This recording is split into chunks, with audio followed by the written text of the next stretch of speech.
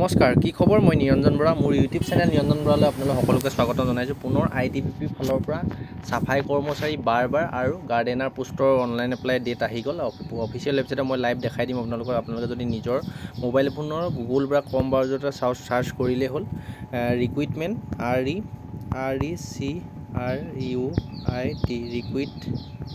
recruitment.itbpolice.nic.in বুলি একেবাৰে ওপৰতে আহি গৈছে মই যেহেতু সাৰ্চ কৰা আগতে এবাৰ চালোঁ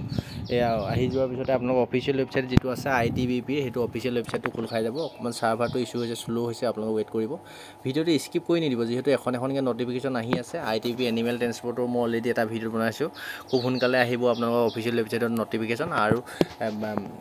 কোবলাৰ আৰু টেইলাৰ পোষ্টৰ ইতিমধ্যে অনলাইন এপ্লাই চলি আছে হেতু পোষ্টৰ আপোনালোকে যদি এতিয়াও গম পোৱা নাই তলৰ ডেসক্ৰিপচনতে গোটেই আইটিবিপি ৰিক্ৰুইটমেন্টৰ ভিডিও কেইটা দি থম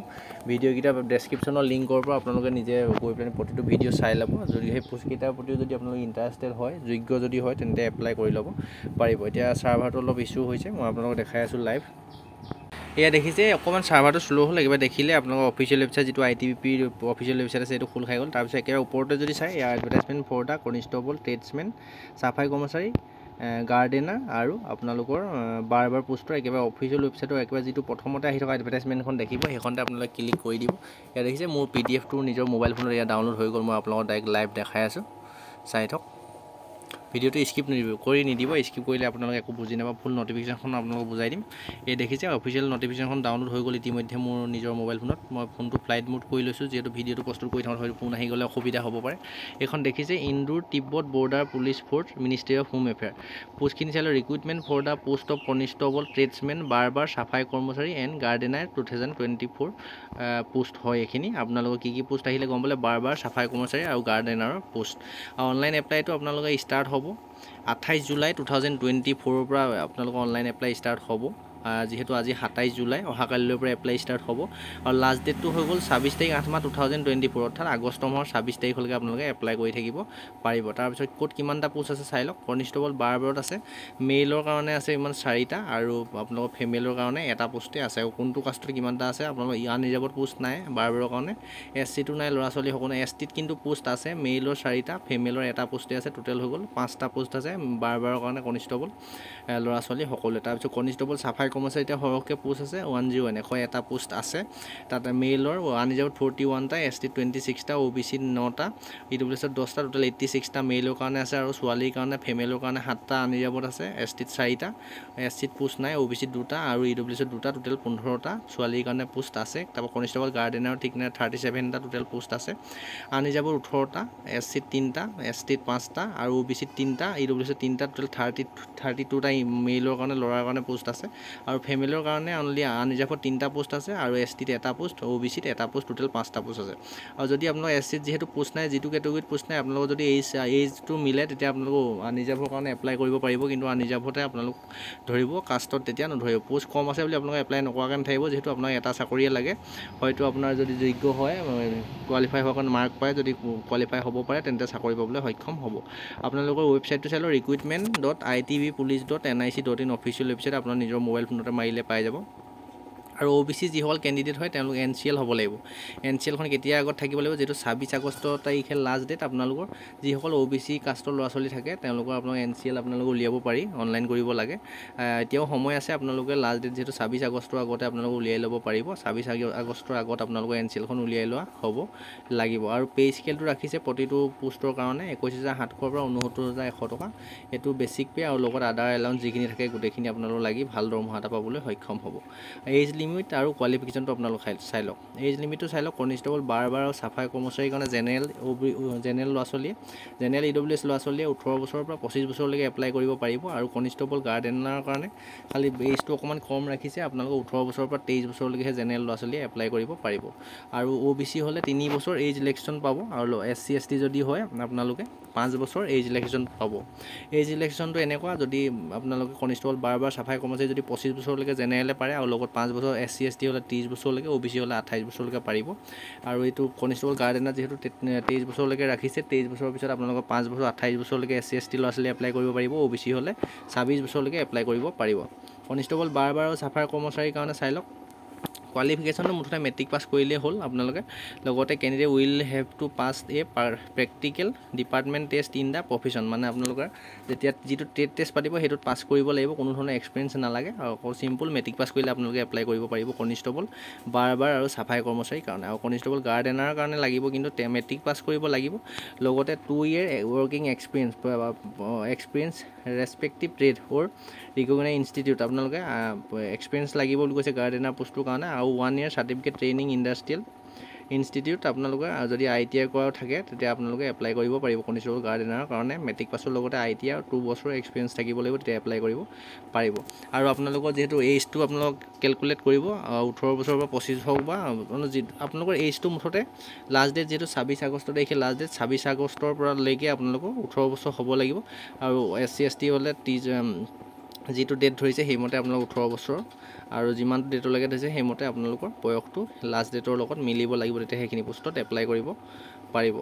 তাৰপিছত হাইট চেজখিনি চাই লওক কনিষ্টেবল বাৰবাৰ আৰু চাফাই কৰ্মচাৰীৰ কাৰণে আমাৰ অসমৰ কাৰণে যদি চাই মই এই ওপৰত গোটেইখিনিতে চালোঁ কিন্তু নাই এইটো তলত দিছে for candidate hailing in the categories of north eastern state আমাৰ নৰ্থ ইষ্ট ষ্টেট মানে আমাৰ অসমো পৰে তাত Arunachal Pradesh Manipur Meghalaya Mizoram Nagaland Sikkim and Tripura and candidate hailing from Gorkha territories আপোনাৰ হাইটটো মেইল কেণ্ডিডেট হ'লে 162.5 চেণ্টিমিটাৰ লাগিব আৰু ছোৱালী যদি হয় OBC আৰু জেনেৰেল কেণ্ডিডেটৰ কাৰণে এইখিনি হাইটটো আৰু যদি ছোৱালী যদি হয় তেতিয়া 152.5 চেণ্টিমিটাৰ হ'লে হৈ যাব আৰু চেষ্টটো লাগিব জেনেৰেল OBC লোৱাৰ কাৰণে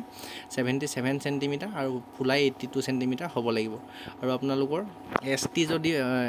SC ST যদি হয় তেতিয়া আপোনালোকৰ 160 চেণ্টিমিটাৰ হ'লে হ'ব বুলি কৈছে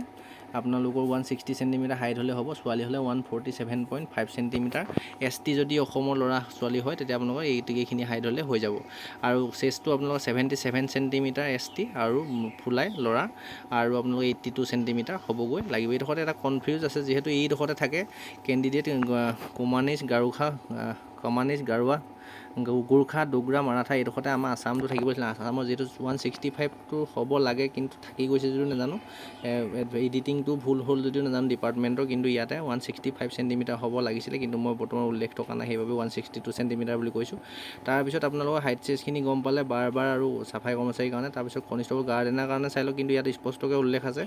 আসামৰ কাৰণে 165 চেণ্টিমিটাৰ লাগিব ল'ৰা আৰু ছোৱালী হ'লে 155 চেণ্টিমিটাৰ লাগিব আৰু 78 চেণ্টিমিটাৰ নৰ্মেল চেষ্ট লাগিব ল'ৰা 83 চেণ্টিমিটাৰ ফুলাব লাগিব আৰু SC ST যদি হয় 162.5 চেণ্টিমিটাৰ হ'লেও হ'ব আৰু ছোৱালী হ'লে 150 চেণ্টিমিটাৰ হাইট হ'লেও হ'ব আৰু ল'ৰাৰ চেষ্টটো থাকিব লাগিব অসমৰ SC ST গাৰ্ডেনাৰ কাৰণে 76 চেণ্টিমিটাৰ নৰ্মেল আৰু 81 চেণ্টিমিটাৰ ফুলাই হ'বগৈ লাগিব তাৰপিছত আপোনালোকৰ আগলৈ কি দিছে যে আপোনালোকে অনলাইন মাধ্যমত যিহেতু এপ্লাই হ'ব অফিচিয়েল ৱেবছাইটৰ recruitment.itbpolice.nic.in আপোনালোকৰ নিজৰ মোবাইল ফোনতে মাৰি এপ্লাইখিনি কৰিব পাৰিব প্ৰথমতে যেহেতু PET PST হ'ব PST কথাটো গম পালে হাইট চেজ কিমান লাগে মই ইতিমধ্যে ক'লোঁ তাৰপৰা ৰানিংটো কিমান হ'ব চাই লওক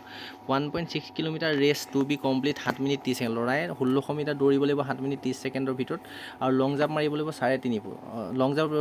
জাম্প মাৰিব লাগিব 11 ফুট 3টা চান্সৰ ভিতৰত ল'ৰাই আৰু হাই জাম্প মাৰিব লাগিব 3.5 ফুট 3টা চান্সৰ ভিতৰত তাত কোনো ধৰণৰ মাৰ্ক নাথাকে জাষ্ট আপোনালোকে পাছ কৰিলেই হ'ব এইকেইটা তাৰপৰা ছোৱালী যদি হয় 800 মিটাৰ দৌৰিব লাগিব টাইমিং থাকিব আপোনালোকৰ 4 মিনিট 45 ছেকেণ্ড আৰু 9 ফুট জাপ মাৰিব লাগিব 3টা চান্সৰ ভিতৰত ছোৱালী আৰু হাই জাপ মাৰিব লাগিব 3 ফুট 3টা চান্সৰ ভিতৰত হাই জাপ মাৰি কোৱালিফাই হ'ব লাগিব তাৰপিছত যেতিয়া আপোনালোকৰ হাইট চেজ জোখাত পাছ কৰিব বা ৰানিঙত যেতিয়া পাছ কৰিব তাৰপিছতে আপোনালোকৰ আকৌ নতুনকৈ এডমিট কাৰ্ড আহিব ৰিটেন এক্সামৰ কাৰণ ৰিটেন এক্সামটো কিমান হ'ব আপোনালোকে চাই লওক ৰিটেন এক্সামটো আপোনালোকে এইখিনি পোষ্টৰ কাৰণে 50 মাৰ্কৰ এক্সাম হ'ব এক্সামত কি আহিব চাই লওক জেনেৰেল এৱাৰনেছ মানে জেনেৰেল নলেজৰ 15টা কুৱেশ্যন 15 মাৰ্ক জেনেৰেল মেথ এলিমেণ্টাৰীত আপোনালোকৰ 10টা কুৱেশ্যন 10টা মাৰ্ক আহিব মানে জেনেৰেল অফ এলিমেণ্টাৰী অফ মেথছৰ 10টা কুৱেশ্যন 10টা মাৰ্ক থাকিব তাৰপিছত আপোনালোকৰ ৰিজনিঙৰ 15টা কুৱেশ্যন 15 মাৰ্ক থাকিব আৰু বেছিক হিন্দী বা ইংলিছৰ 10টা কুৱেশ্যন গ্ৰামাৰ আহিব 10 মাৰ্ক টোটেল ৰিটেন এক্সাম 50 মাৰ্কৰ হ'ব তাত কোনো ধৰণৰ নিগেটিভ মাৰ্কিং হ'ব বুলি ইয়াত দিয়া নাই নিগেটিভ মাৰ্কিং নহয় আপোনালোকৰ টাইমিংটো আপোনালোকৰ ইয়াত দিব 1 ঘণ্টা টাইমিং দিব তাৰপিছত আপোনালোকক পাছ কৰিবলৈ হ'লে EWS আনৰিজাৰ্ভ যদি ল'ৰা ছোৱালী হয় তেতিয়া আপোনালোক 18 মাৰ্ক পাব লাগে 50ৰ ভিতৰত কোৱালিফাই হ'বলৈ আৰু SC ST OBC হ'লে আপোনালোক 17 মাৰ্ক হ'লেই পাছ কৰিব তাৰপিছত ৰিটেন এক্সাম পাছ কৰাৰ পিছতে আপোনালোকৰ যিটো প্ৰেক্টিকেল টেষ্ট হ'ব ট্ৰেড টেষ্ট যিটো হ'ব আপোনালোক কনষ্টেবল বাৰত যদি কৰে বা চাফাই কৰ্মচাৰী কৰে তেন্তে আপোনালোক 50 মাৰ্কৰ ট্ৰেড টেষ্ট এটা হ'ব ট্ৰেড টেষ্টত 50% পাব লাগিব যিটো 50 মাৰ্কৰ ট্ৰেড টেষ্টটো আপোনালোকে 25 নম্বৰ পাব লাগিব তেতিয়াহে পাছ কৰিব যেনেকৈ কনষ্টেবল বাৰ হ'লে আপোনালোকৰ হেয়াৰ কাটিংটো জানিব লাগিব তাৰপৰা আপোনালোকৰ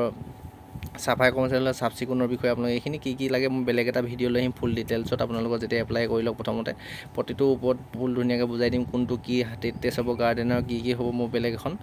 বেলেগ এটা ভিডিঅ' লৈ আহিম আপোনালোকে সেই চেনেলটো ছাবস্ক্ৰাইব কৰি ৰাখিব তেতিয়া সেই ভিডিঅ'টোত ফুল ডিটেইলছত গম পাব তাৰপৰা ট্ৰেড টেষ্ট যদি কোৱালিফাই কৰে তাৰপিছত আপোনালোকৰ চিলেকশ্যনটো ৰিটেন এক্সামৰ মাৰ্কৰ ওপৰতে হ'ব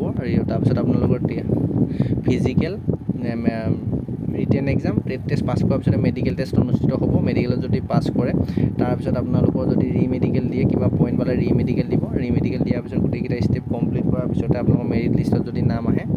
ITBP কনষ্টেবল চাফাই কৰ্মচাৰী বাৰ আৰু গাৰ্ডেনাৰ পোষ্টত চাকৰি পাবলৈ সক্ষম হ'ব গোটেই কথাখিনি মই বুজাই দিলোঁ আৰু এখন যিখন অফিচিয়েল নটিফিকেশ্যন আহিছে সেইখন তলৰ ডেছক্ৰিপশ্যনতে দি থ'ম আপোনালোকে ডেছক্ৰিপশ্যনৰ লিংকৰ পৰা ভালদৰে ডাউনলোড কৰি নিজে এবাৰ ভালদৰে পঢ়ি চাই ল'ব তেতিয়া ইয়াতকৈ ডিটেইলছত জানিব পাৰিব আৰু আগৰ যিহেতু বহুকেইটা ITBP ফালৰ পৰা পোষ্টৰ অনলাইন এপ্লাই ইতিমধ্যে চলি আছে আৰু আগলৈ আহিব অনলাইন এপ্লাই ডেট খুব সোনকালে অফিচিয়েল ৱেবছাইটত আহিব সেই ভিডিঅ'কেইটাও আপোনাৰ তলৰ ডেছক্ৰিপশ্যনতে ভিডিঅ'কেইটা দি থ'ম আপোনালোকে ডেছক্ৰিপশ্যনৰ লিংকৰ পৰা গোটেই ভিডিঅ'কেইটা চাই ল'ব যদি যোগ্য হয় ইণ্টাৰেষ্টেড হয় পোষ্টখিনিৰ কাৰণে এপ্লাই কৰিব পাৰিব আজিৰ ভিডিঅ'টো ইমান ৰখাইছোঁ ভিডিঅ'টো লাইক কৰিব চেনেলটো ছাবস্ক্ৰাইব কৰি ৰাখিব আপোনাৰ যিমান লগৰ বন্ধু বান্ধৱী আছিলে সকলোকে শ্বেয়াৰ কৰি দিব ধন্যবাদ